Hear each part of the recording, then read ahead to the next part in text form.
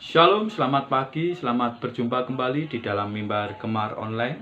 Hari ini tanggal 2 Agustus tahun 2022 bersama saya, Yosua Henry. Salam bergemar. Puji Tuhan, kita memperoleh kekuatan, kesehatan untuk berjumpa kembali di dalam mimbar Gemar Online hari ini. Puji Tuhan, perenungan firman Tuhan pada hari ini dengan tema menyelesaikan dosa yang terambil di dalam Kejadian pasal yang ketiga. Ya, dosa adalah sesuatu yang memisahkan manusia dengan Allah. Ketika dosa itu ada dalam kehidupan kita, kehidupan manusia, maka kita akan terpisah dari Allah karena Allah adalah suci kudus dan dosa adalah sesuatu yang menghalangi kita dengan Tuhan. Ketika manusia berdosa, maka manusia tidak bisa menyelamatkan atau menyucikan dirinya sendiri. Bahkan kecenderungan manusia ketika berdosa adalah, kita baca dalam Kejadian 3 ayat 6 sampai yang ke-7. Ini kecenderungan manusia ketika berdosa. Kejadian 3 ayat 6 sampai yang ke-7. Perempuan itu melihat bahwa buah pohon itu baik untuk dimakan dan sedap kelihatannya. Lagi pula pohon itu menarik hati karena memberi pengertian. Lalu ia mengambil dari buahnya dan dimakannya. Dan diberikannya juga kepada suaminya yang bersama-sama dengan dia, dan suaminya pun memakannya. Maka terbukalah mereka berdua, dan mereka tahu bahwa mereka telanjang. Lalu mereka menyemat daun pohon ara dan membuat cawat. Ya, Bapak Ibu boleh perhatikan kecenderungan manusia ketika berdosa, ia adalah menutupi dosa itu. Manusia tidak mau kalau ada orang lain atau siapapun yang mengetahui kalau dia atau dia berdosa, Bapak Ibu. Di sini ayat ke-7 mengatakan terbukalah mata mereka berdua dan mereka tahu bahwa mereka telanjang, supaya mereka tidak ada yang tahu kalau mereka sudah berbuat dosa. Maka mereka menyemat daun pohon ara dan membuat cawat. Bapak Ibu Saudari sekalian Tuhan, ya, menutupi dosa dengan pemikirannya dia sendiri, menutupi dosa dengan kebisaan mereka, ya, menutupi dosa. Bapak Ibu, itu kecenderungan manusia ketika jatuh di dalam dosa, menutupi dosa itu dengan segala, bahkan menutupi dengan kebohongan. Kalau di kehidupan sekarang, menutupi dengan kebohongan, menutupi dosa dengan dosa. Bapak Ibu Saudari kasih Tuhan. Lalu yang kedua, kecenderungan manusia ketika berdosa, kita baca Kejadian 3 ayat 10 sampai 13. Ia menjawab, ketika aku mendengar bahwa engkau akan dalam taman ini, aku menjadi takut karena aku telanjang, sebab itu aku bersembunyi. Firman-Nya, siapakah yang memberitahukan kepadamu bahwa engkau telanjang? Apakah engkau makan dari buah pohon yang kularang engkau makan itu? Perhatikan. Manusia itu menjawab, perempuan yang kau tempatkan di sisiku, dialah yang memberi dari buah pohon itu kepadaku, maka ku makan. Ke-13, kemudian berfirmanlah Tuhan Allah kepada perempuan ini, apakah yang telah kau perbuat? Jawab perempuan itu, ular itu yang memperdayakan aku, maka aku makan.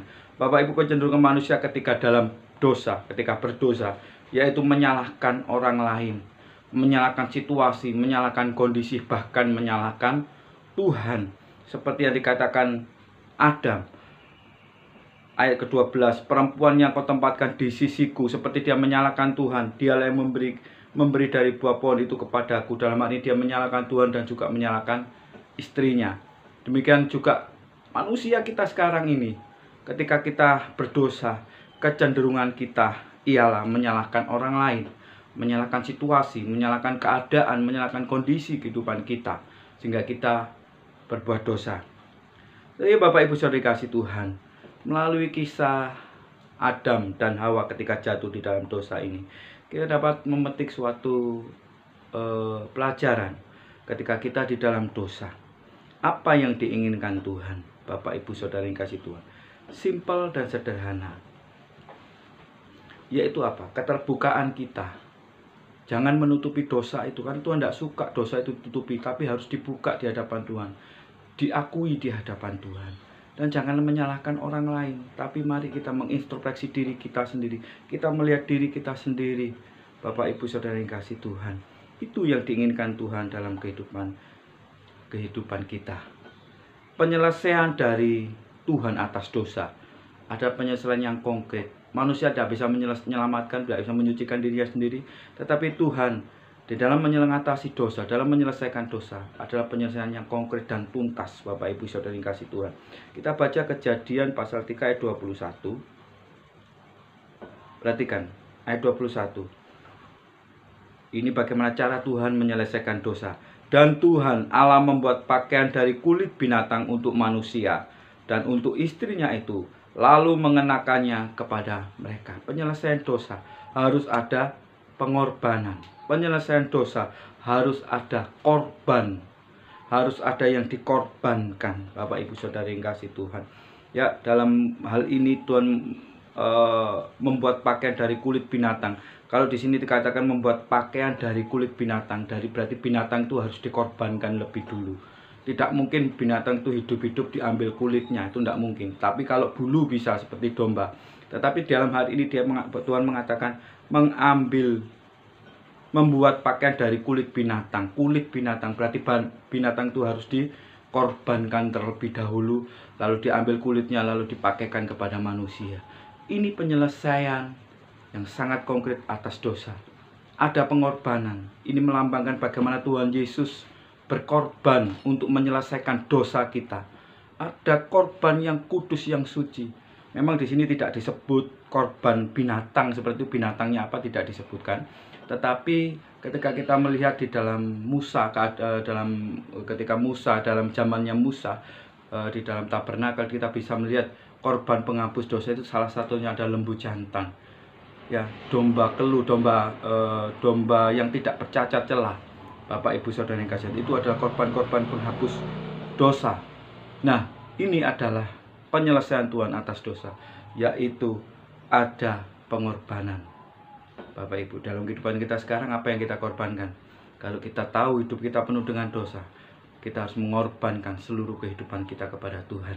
Kita harus mati seperti Tuhan Yesus mati di kayu salib atas dosa-dosa kita. Bapak Ibu Saudara yang kasih Tuhan, persembahkan kehidupanmu yang kudus, yang berkenan bagi Tuhan. Itu adalah pengorbananmu yang ibadahmu yang sejati.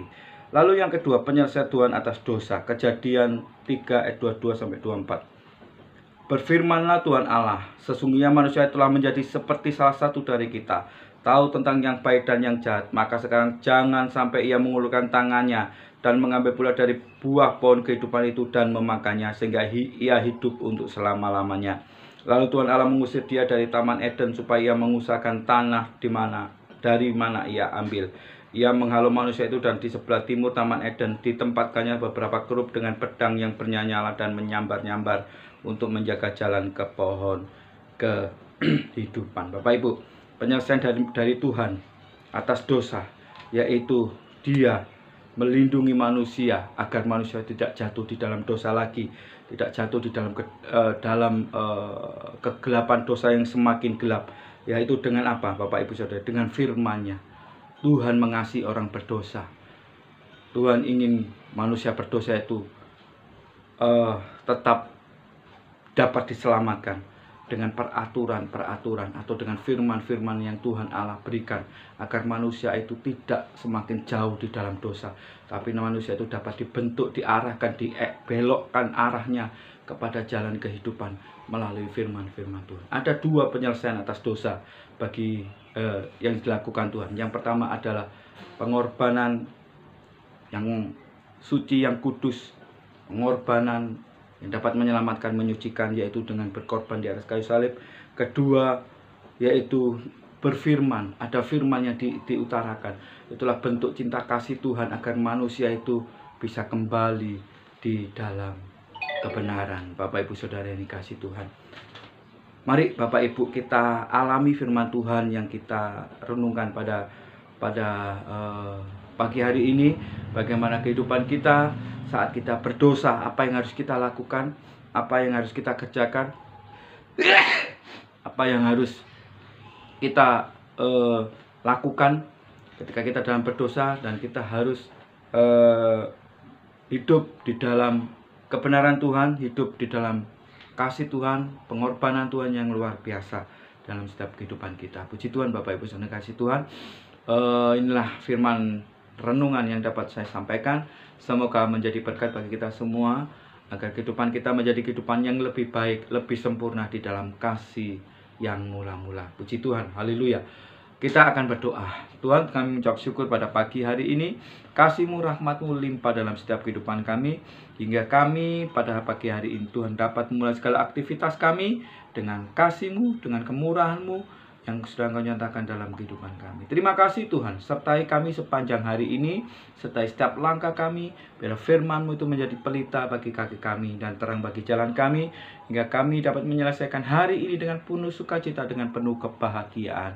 Terima kasih Tuhan, terima kasih. Sertai setiap umat-Mu yang akan beraktivitas di dalam nama Tuhan Yesus Kristus. Haleluya. Amin. Puji Tuhan, Bapak Ibu saudara kasih Tuhan. Salam sejahtera bagi kita semua. Semoga kita di dalam perlindungan dan kemurahan Tuhan. Salam bergemar.